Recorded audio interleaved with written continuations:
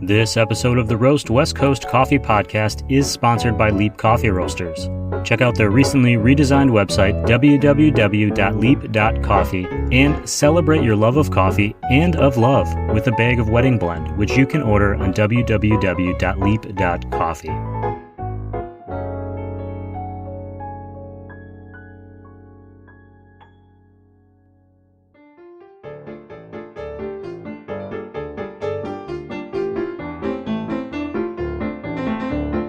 Hey everyone, welcome back to the Roast West Coast Coffee Podcast, where we interview the coffee professionals of the West Coast, and we try to get a little coffee smarter in the process.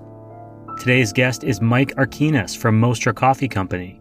Mike is one of the founders and partners in the always expanding Mostra empire. In Season 1 of this show, some of his co-founders and co-owners, Bev and Jay Lynn, joined to talk about the company's origin story and how they were inspired by their mission efforts in the Philippines. Today I learn more about Mike, who is an accomplished chef, the original head roaster, and how he fits into the Mostra team. We talk about his experiences with flavor and how that has helped him create an incredibly broad and influential beer and coffee collaboration program. And if you want to multitask while listening today, check out @TheLabDining on Instagram to see his continued efforts in food, and of course scroll through the @Mostra Coffee feed to see all of the updates on their new locations, including 4S Ranch and Bankers Hill, not to mention all of their coffee and coffee beer releases. Plus, be sure to stay tuned after this interview for a breakdown on Michelin stars and some big Roast West Coast breaking coffee news. Right now, I hope your coffee mug is full because it's time for another Roast West Coast Coffee interview.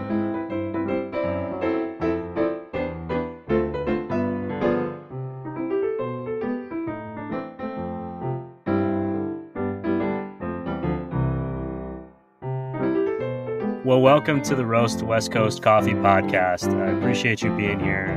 I had a great time talking to Bev and Jay Lynn last fall, so I'm excited to talk to you, learn more about Mostra and specifically the coffee and beer collab thing. Let's just start with you. What's your backstory? Before Mostra came along, what were you doing? What was your passion? What was your life like? So I guess to really go back, we can take it back to my roots. Is I'm originally from the Bay Area, from Vallejo, California. I was actually born in Connecticut. I was a Navy brat. Moved when I was 2 over to Alameda, and then for a year, and then moved to Vallejo. So about 3 or 4, I moved to Vallejo. That was my childhood. As a child, as a adolescent, or as a teenager, my goal was to be a nurse. I'm Filipino. My mom's a nurse. Cousins are nurses. That's kind of the path I chose, and it was already decided by my mother. So went to school, came down, did some community college in the Bay Area, and then moved back down and went to school here, educated myself. I left nursing 6 months before I was supposed to graduate with my bachelor's to pursue cooking. So that's kind of where I'm at now, as well as Mostra, obviously. But I decided to educate myself. I went to the Art Institute of San Diego, which is no longer here, and I got my bachelor's in culinary arts and management. That's kind of a jump from CNA to cooking. Were you doing anything like on the side while you were in nursing school? Like what inspired that jump? Did a lot of sales gigs. I excelled at sales, sold electronics, sold cars, did catering, worked in and odd jobs in kitchens, did a soup kitchen for a while, feeding the homeless in Vallejo. So, but yeah, that I decided I want to cook for people, and my mom was like, no, you should not do that. Because nursing she immigrated here, so she knows how hard it is to get a well-paying job, respectable paying job. She cut her teeth in Brooklyn, in the 70s, which was a totally different time and place than it is now. And she worked hard, very hard. So for me to say I want to move from a very well-paying potential job to serving people food was not her thing, but I decided that was my path. I love having the ability to create experiences for people through food, So that's what I did. I worked in and around San Diego. I traveled to New York. I traveled to Chicago, cooked in New York at the Michelin level, came back, and then I worked in Chicago for for about a year at a two Michelin star place called Charlie Trotter's, and came back to San Diego and started the lab dining sessions and wanted to provide that kind of experience, high level beer paired, coffee paired, cheese paired, multi-course, multi-sensory experience for San Diego. I'm not saying that there was not that kind of experience at that time, but at the catering level there wasn't. So that's kind of where that came from. We've kind of traveled in an opposite path. I've also lived in Chicago and Brooklyn, and I grew up in the restaurant industry with my family. Oh, very cool. And it was always assumed that I would go into that, and I did everything I could to get out of it.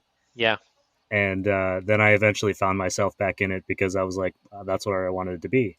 right, And now right, I'm obviously doing this, but it's it's still adjacent. I'm still related to the community. But right. so then you're here, you're creating these experiences around food. How Yes. does Mostra come into the picture? Mostra comes into the picture. I'm sure you heard Bev, Jillian took a trip to the Philippines. It's third world country, a lot of poverty. Wanted to figure out a way how to help. Right. That was they were there to help build homes for the homeless, and they noticed that hey, there's a bigger need to help homelessness and poverty out there. So they were trying to find different ways on how to do that, and coffee was one of those ways. That the problem was is that Jillian and Bev weren't really like coffee drinkers, and they didn't know much about coffee. To be quite honest, they were Starbucks drinkers. So I came into the picture. I met them via mutual friends. I did a charity event for one of their causes, and we just stayed in touch. They reached out to me because they saw that like I had a blog at the time, which blogs were a thing right back then, Yep. and they said they wanted to meet and wanted to potentially start a coffee company. And I was like, sure, let's do it. I love the idea behind it, and I love the mission behind it because it's right up my alley. Always trying to give back, especially to your roots, right? And that's kind of how Mostra, in a nutshell, was formed. Was just the mission and the drive and the passion to be able to, you know, abolish poverty. Big task, right? Yeah. Moving mountains, but via coffee the vessel. So that was my goal. So being that flavor is my background, I decided that okay, fine, I'm gonna roast coffee. So and I attributed and I guess I learned on my own. I used to roast coffee in a cast iron pan, modified popcorn popper. I mean, I'm a 100% nerd at heart. It's interesting that you say it's a flavor thing. So did you associate the idea that you came from a food background where you're experimenting with flavors and putting them together? Did you at the time think that that'll just translate into coffee and coffee flavors? I think flavor first always is what I've been taught, right? And I still stand by that. But it's also because when you're roasting coffee, it goes through a journey, just like when you're roasting a chicken or a prime rib, right? The process of caramelization, Maillard reaction, sugar browning on the surface, and it goes from a raw product to a cooked product. So while a roasted chicken is very savory and it's chicken, I go to that coffee is more of like baked goods or spices. That's what you get. So same. So that's how I approached it. I approached roasting, and obviously asked a lot of questions, read a lot of books, a lot of forums, and to understand how temperature and heat and agitation affects coffee. But you had the foundation from food, and you're being a little humble. You guys were the 2020 roaster of the year, so you've come a long way from cooking in a cast iron pan.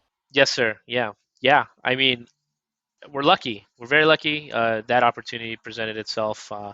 Our team is amazing. So definitely, it was a team effort, and just to even think that we would be in position to compete for that was, till this date, pretty humbling. So Well, one of the reasons I wanted to talk to you was about the beer collaboration efforts that you do. And I mean, I have no background in this. Nobody asks me about roaster of the year or anything like that. But I think that there might be a little bit of where beer collaborations kind of got your name out there into a wider sphere because you've done so many of them.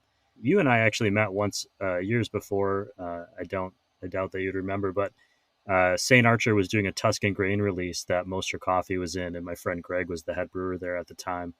But he kept talking about the coffee. He didn't even care about his beer that night. So it was probably like 2016. So you've been doing this a while. Yeah, Greg went on to do Juneshine. Yeah, he's at June Shine now, taking that program, Awesome. Yeah, yeah, skyrocketed up. How did that first beer collaboration come about? What is it, 2016? So 6, 7, 8 years ago. yeah, And then how did that grow into this program now where you've done beer and coffee combinations with, I think, almost like 200 breweries? I kind of stopped counting around 100. yeah. So 2000, actually 13 was our first collaboration. Was with Carl Strauss, one of my good friends, Derek, who people know him from being the opening brewer from Abnormal Beer Company to opening head brewer, and then now he spearheads Moxa Brewing up in Rockland. So very talented. Derek Gallinosa, right? Gallinosa, yeah. So quick little story. He actually, when I was doing the lab dining events, he was home brewing in his mom's kitchen floor for my events. So, for example, I would say, "Hey, I need a beer that is that would work well with a Thai dish, right? Thai inspired flavors." And he was like, "Perfect. Give me the ingredients on. I'll see you in 3 weeks." So Thai inspired Hefeweizen as an example. So we kind of, I want to say that we kind of started that movement in terms of being able to take beer, because it's always about wine, right? Wine, spirits, cocktails. And I wanted to change that because Derek was so passionate about it. I was like, let's explore beer. And San Diego is probably at that time not necessarily the beer capital of the world yet, but it was on its way up. How did that grow into other breweries wanting to use your coffee, creating that partnership and just Right. exploding the way it has? Because I don't know of any other coffee company that's worked with as many breweries as you guys have. Right. Well, yeah. I mean, it's honestly, it was just a. I like to think that as a cook, as a chef, you got to be a problem solver. So I feel like at that time there was a need for better coffee in beer. Why? Because there were breweries locally, paying attention so much to the brew process, the water quality, hop selection, grain selection, so on and so forth. But then when it becomes if it ultimately becomes a coffee stout, and they just go to Vaughn's and get coffee off the shelf, that's kind of like. And coffee is not a subtle flavor. That is a pretty aggressive and dominant flavor to play with. So I figured, hey, like, why don't we try to custom tailor coffee, kind of like a fine Italian suit to a person, but for the beer, right? Hmm. Really pay attention to the brewer and understanding the brew process, right? And then providing a service, right? And saying, okay, based on what you're telling me, you need this kind of roast, and you need to steep it in the beer for this amount of time because it's this either coarse or whole bean or cold brew, and we're going to extract and we're going to potentially get these flavors out of it with everything all encompassing, all the variables, all controlled on our end to provide a product in the end that will best suit your project. It's really interesting how it kind of comes back to that flavor for you, even in that process. You were thinking that far ahead. Yeah, yeah. It seems pretty simple when you think about it, though, right? You're going to use high quality ingredients, you're going to get a high quality result. It does seem simple, but it feels like there's always so many other things that get in the way of that, or you get distracted from those Yeah, simple things. true. And Very coming true. from a food background, I'm always appreciative of simple recipes because on the management side, I was always thinking, well, if it's got five ingredients, that's cheaper than if it's got 10, and Sure, I can I can sure, work with that. sure. But you still want to have the five best ingredients, which Most is definitely. the key. I've been actually noticing that recently you guys have been doing collaborations that feature more flavors that kind of represent some of your Filipino heritage. In particular, I just saw one. I think I'm pronouncing this right, but Buko Pandan. Is Yeah, that right? From with Harlan Brewing, a milkshake IPA. So I kind of have a two-part question. Is one is that's a flavor I believe like coconut, kind of like a coconut jello is like a traditional Filipino dessert. Is that right? It's like Buko's young coconut. Young So coconut. yeah, Yeah. So that's like a really unique flavor. How do you start creating that idea to go into mixing into a beer? yeah. And what does it mean to you to kind of be representing your Filipino culture in coffee and now in beer together? Well, I'll answer the second question first. It means a lot. Kind again, circling back to where we came from, our roots. When I create, I derive a lot of my ideas from past experiences and nostalgia, right? Whether it's cooking in the kitchen with my mother or my father, or being at a family party and eating, babinka, which is like our coconut sponge cakey type of dessert pastry, and wanting to revisit that, a little down the line in my career to hopefully bring attention to show that how amazing Filipino flavors can be, right? Whether you know them or not. In terms of like putting them in beer, I don't know, man. It's to me, it's just like the kitchen. You have to see what sticks. But at this level, like luckily that we've had the opportunity to work with over to do it. We've had the grateful opportunity to be able to work with breweries, talented breweries, to do over 1,000 beers worldwide. Wow. So we have a lot of experience. So I kind of have an idea of what would work, what would not work. I always have my ear to the ground in terms of what's hot, what's not, right? So, and that just comes with repetition and practice. So, with the Buko Pandan, it was the perfect storm with my buddy Nick over there, who is the director of brewing operations. I've known him since St. Archer, so and he allowed me to just kind of just create and kind of throw ideas out there. But at the end, it's those guys, man. Those guys created something beautiful and amazing, and really, people are always asking about it, and I'm like, I, it's not up to me.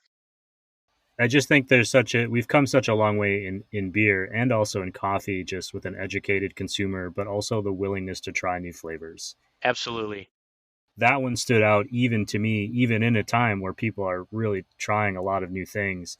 It's just not something you see every day. It's not a no, flavor or a style that you're going to see in beer very often. yeah, And truthfully, one thing I thought was really interesting was how that experience with that beer could inspire somebody to try to find out what that means, yeah, what's the story behind it, and possibly try that yeah, dessert and learn more about that your culture's food, Filipino culture food. absolutely, absolutely. If you follow it, like a lot of our projects, there's a lot of storytelling in it Hmm. to help, the conversation, right? In terms of what flavor is this? Where do I get it from? Where does it come from? You know? So that's kind of the idea behind a lot of the projects we do, whether it's food, whether it's beer, whether it's coffee. We always like to attach a story to it because we feel like the better equipped in knowledge wise that we provide to the public, the better they'll understand not only the method to the madness, but also our business and what we're about. So You guys have 4S Ranch now, which has a yes, beer and wine license. yes. How has that changed your beer program? Does it inspire you to do more stuff internally, or have you learned some new things about what people are expecting when they come to a place that has beer, or just how has that changed the program? Yeah, it's a whole different world. Beer buying, beer curating. Even though we've been a part of so many amazing projects, this is completely new, and we're still learning the game in this sense. But the response has been amazing. The public has been coming full force every time we put out an event or release, and a lot of people are just like, it's about time, right? Because we've been doing it for so many years. But we're a coffee company. We're a coffee company, and we're a coffee company that so happens to provide high quality coffee for amazing breweries. So to us, it made sense, but to the public, they're like, finally, So Yeah. We actually had a question from a listener that was inspired by a social media post from Mostra. Francis Perez is the name of the person who reached out, and it was about barrel aged coffee beans. They saw a post that you guys did a collab with Horace Aged Ales, and was wondering about how barrel aging kind of affects the coffee bean flavor.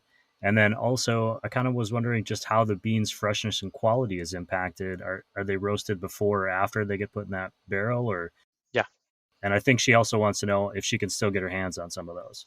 yeah. Great question.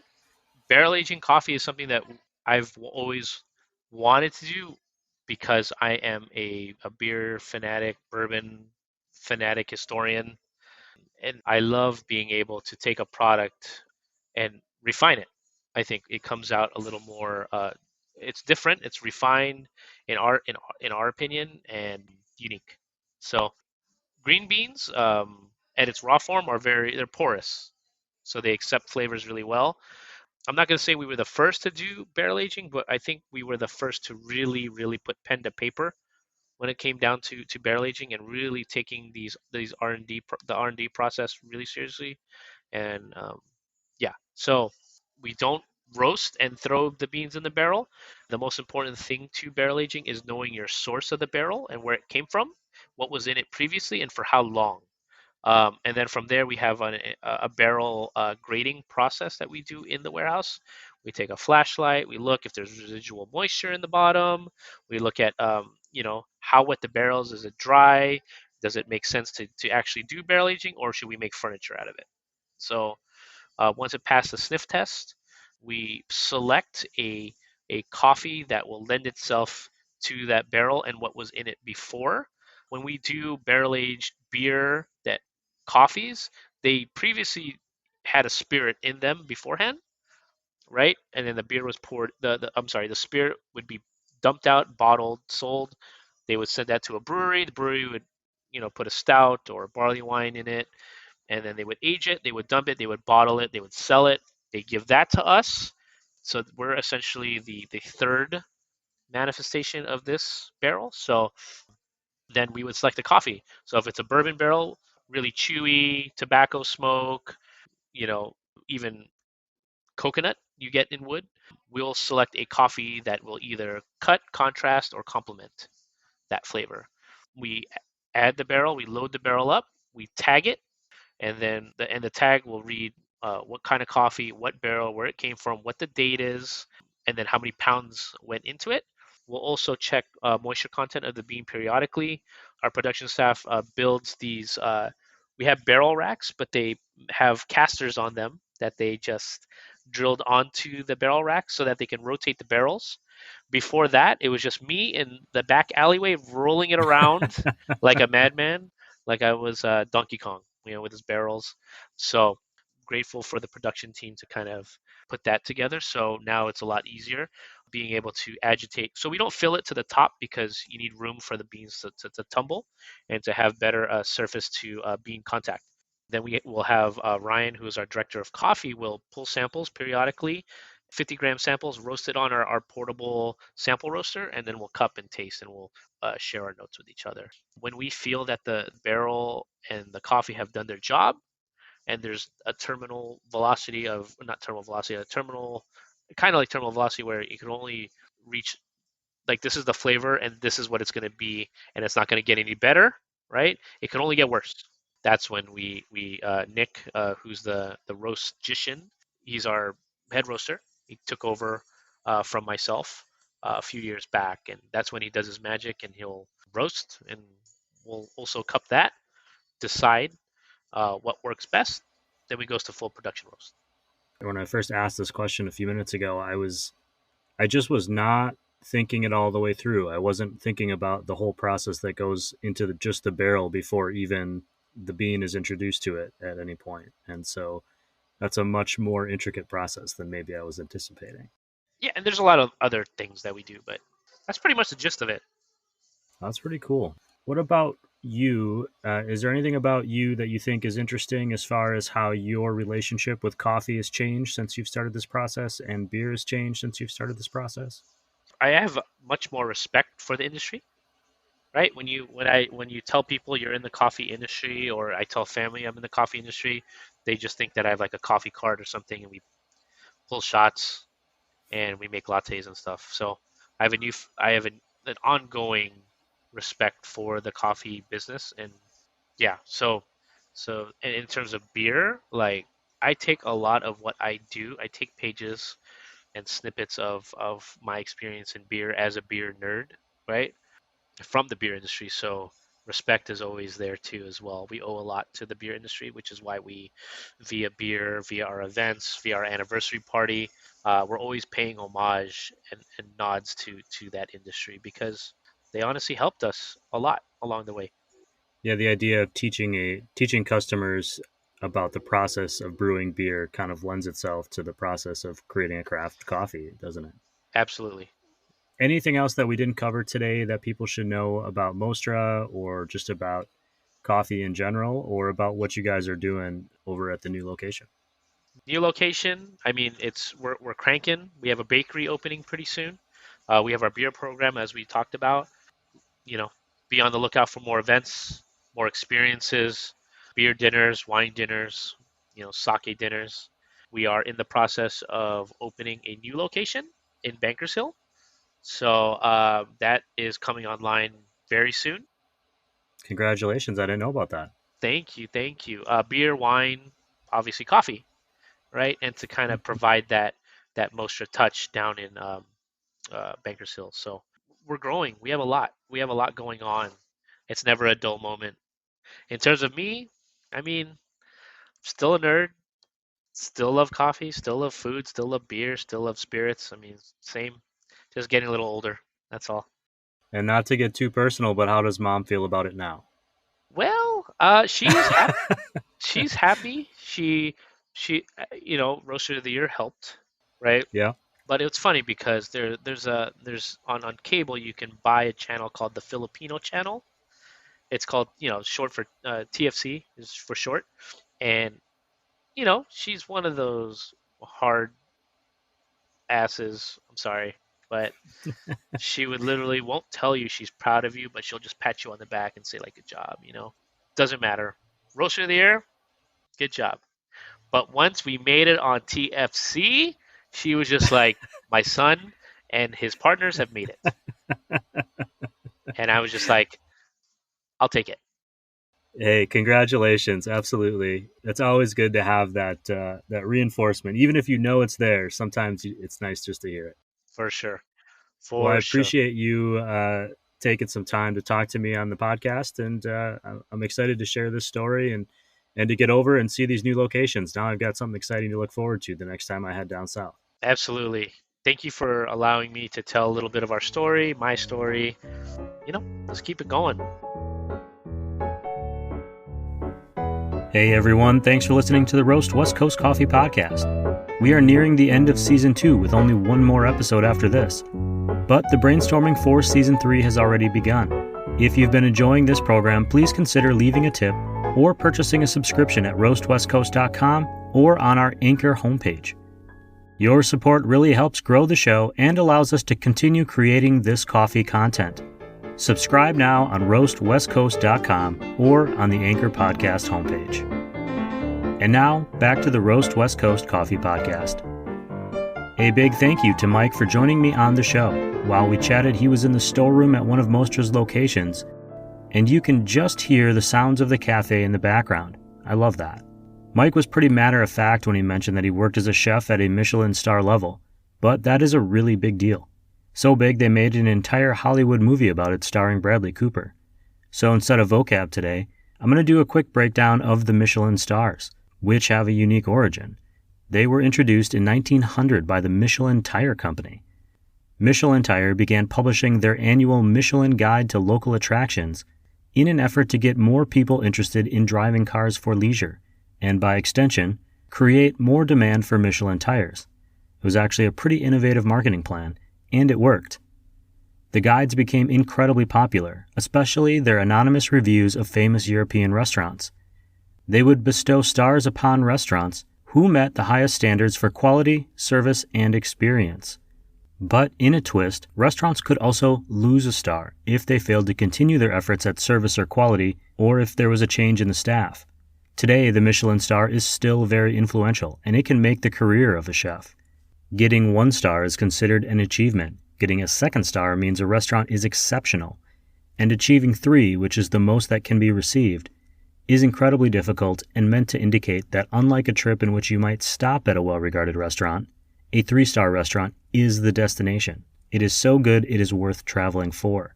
For example, in California, to start the year, there were only 6 3-star restaurants in the entire state, and that is out of an estimated 1.8 million restaurants. That is the Roast West Coast Coffee Podcast for today. Thank you for listening. On Friday, my friend, my coffee sensei, Chris O'Brien of Coffee Cycle, will be back for the very last episode of Season 2 to give us his thoughts on domestic coffee farming and our relationship with our cups of coffee. And in some breaking coffee news, some news that is frankly just exciting to me personally, Chris just told me that Coffee Cycle is going to be expanding into coffee roasting. I have always believed that the team at Coffee Cycle brews and crafts some of the very best cups of coffee in all of Southern California, and to hear that they are going to be bringing that same laser focus to roasting coffee is awesome. If you have coffee questions, please feel free to reach out through roastwestcoast.com or on social media at Roast West Coast on the Instagram and the Facebook, or join the Roast West Coast group on Facebook to swap stories and ask questions of other coffee appreciators. As always, thank you for sharing this show with your friends, and be sure to support the roast industry legacy partners, including Coffee Cycle and Mostra Coffee, as well as Maria Coffee, Leap Coffee, Zumbar Coffee and Tea, Steady State Roasting, Cafe Laterre, Cape Horn Coffee, and First Light Whiskey. You will find links to all of the show's roast industry legacy partners right on the front of roastwestcoast.com or in this episode's show notes wherever you happen to be listening. This episode of the Roast West Coast podcast was written, produced, and recorded by me, Ryan Wolt, and I hope that this show has found you happy, healthy, and with at least enough sanity to make it through the day.